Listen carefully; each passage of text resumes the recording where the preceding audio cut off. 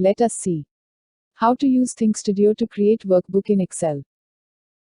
Drag and drop Workbook Create action from Activities.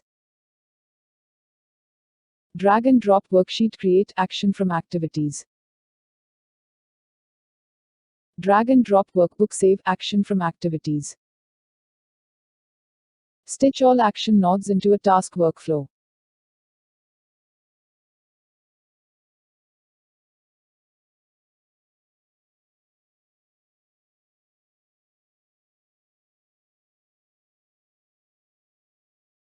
Set workbook name property of Worksheet Create action to point to workbook name property from Workbook Create.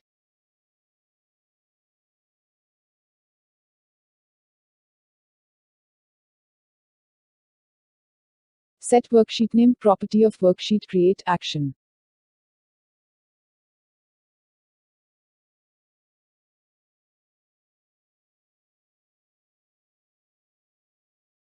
Set workbook name property of Worksheet Save action to point to workbook name property from Workbook Create.